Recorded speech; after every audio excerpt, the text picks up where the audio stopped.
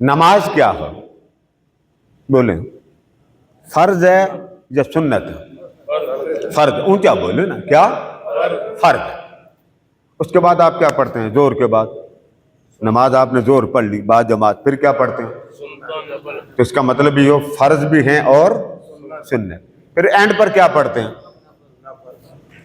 इसका मतलब ये हुआ कुछ फराइज होते हैं, कुछ वाजिबात होते हैं, कुछ सुन्नतें होती हैं, कुछ मुस्तहब्बात होते हैं। जब आप ये बात समझ गए कि सारी चीज एक नहीं होती, अलग अलग होती, अब अगली समझ। 11वीं शरीफ या खत्म शरीफ देना, पहले ये जानना चाहिए कि इसको फर्ज कोई नहीं कहता। ये पहली बात समझ। खत्म पढ़ना, इसाले सवाब करना हुजूर अलैहिस्सलाम की हदीस से साबित है। अल्लाह अकबर, सुभान अल्लाह। अब ये कहना जी ये शिरक है, तो अल्लाह का खत्म कौन दे रहा? माज़अल्लाह। ना उसका कोई दरबार, ना उसका कोई खत्म करता है, याज़ बिल्लाह, वो तो इन चीजों से पाक है।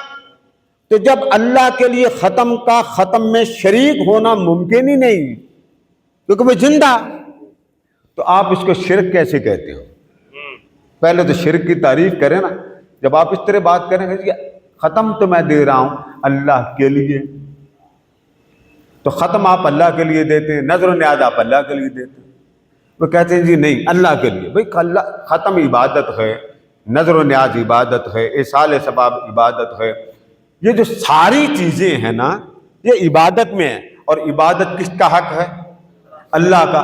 अल्लाह के लिए इबादत कर रहे हैं, सवाब औलिया अल्लाह को दे रहे हैं। जहां तक बात समझ गए।